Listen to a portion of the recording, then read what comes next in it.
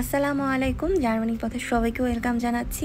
আজ আমি এসেছি জার্মানি হাইডেলবার্গ সিটিতে। এটা হচ্ছে ওল্ড টাউন হাইডেলবার্গ সিটি। এই জায়গাটা কিন্তু খুবই সুন্দর, খুবই গোছানো ছিল। হাইডেলবার্গ এই শহরটা কিন্তু একটা হিস্ট্রিক্যাল শহর। এখানে কিন্তু অনেক টুরিস্ট আসে ছুটির দিনগুলোতে, যেমন আজ ছুটির দিন ছিল, এর জন্য অনেক টুরিস্ট ছিল।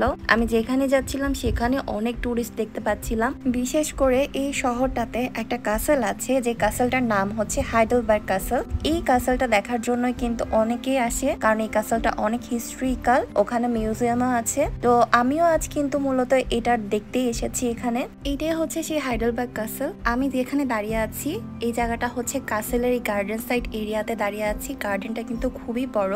এখানে যে ছোট ছোট বাড়িগুলো দেখতে পাচ্ছেন নিচে, আমরা কিন্তু ওখান থেকে হাইকিং করে এই কাসেলটাতে এসেছি। এটা কিন্তু অনেক উপরে, দেখে বোঝা যাচ্ছে যে কতটা উপরে উঠেছি। 300 মিটারও বেশি উপরে এই জায়গাটা হাইকিং করে উঠতে হয়েছে আমাদের। এখানে আসার জন্য কিন্তু অনেক সুন্দর করে রাস্তা করা আছে, কিন্তু তারপরও পাহাড়ে উঠতে তো কষ্ট হবেই, যত সুন্দর রাস্তা থাকুক না কেন। এই নদীটার উপরে কিন্তু একটা ব্রিজ দেখতে পাচ্ছেন। এই ব্রিজটার নাম হচ্ছে ওল্ড ব্রিজ। এই ব্রিজে দাঁড়িয়ে কিন্তু এই শহরের মেইন অ্যাট্রাকশনের জায়গাগুলো কিন্তু দেখা যায়। গার্ডেনের এই সাইডটা থেকে কিন্তু শহরের অনেক সুন্দর একটা ভিউ দেখা যাচ্ছিল। এখন অন্য সাইডে যাবো, এই সাইডটা দেখা শেষ হয়েছে। গার্ডেন থেকে কিন্তু আমি কাসেলের সাইডটাতে চলে এসেছি। এই যে কাসেলের একটা সাইড দিয়ে দেখা যাচ্ছে, এই কাসেলটা কিন্তু অনেক বড় এরিয়া নিয়ে বানানো হয়েছে। এখানে কিছু অংশ দেখাচ্ছি।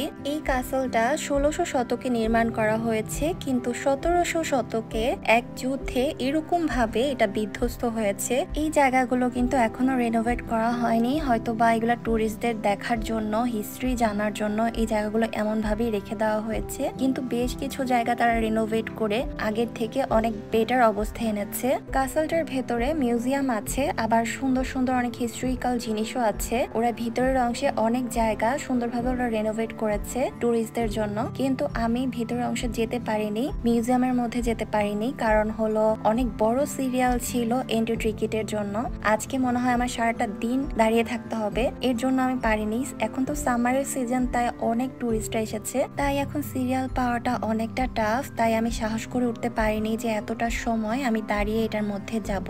আচ্ছা যাই হোক, এখন কিন্তু কাসেল থেকে, মানে সেই পাহাড় থেকে নিচে চলে এসেছি। এই জায়গাটা হচ্ছে এতক্ষণ উপর থেকে যে নদীটা দেখতে পাচ্ছিলাম, সেই নদীটাই কিন্তু এটা। এই নদীটার নাম হচ্ছে ডিকার নদী। এই নদীর পাশে কিন্তু এত সুন্দর সুন্দর ঘরবাড়ি আর পাহাড়, এত সুন্দর একটা দৃশ্য, মানে দেখে এত ভালো লাগছে। আমার মনে যাচ্ছে যে আমি এখানেই থেকে যাই। হাইডেলবার্গ এই সিটিটা কিন্তু আসলে অনেক সুন্দর, প্রাকৃতিক সৌন্দর্যে একদম ভরপুর এই শহরটা। এই শহরে কিন্তু ওয়ার্ল্ড ফেমাস একটা ইউনিভার্সিটি আছে, ইউনিভার্সিটি অফ হাইডেলবার্গ। এটা কিন্তু এখানেই আছে। এখান থেকে আমরা সিটি সেন্টারে যাব। আজ এই পর্যন্ত, আল্লাহ হাফেজ।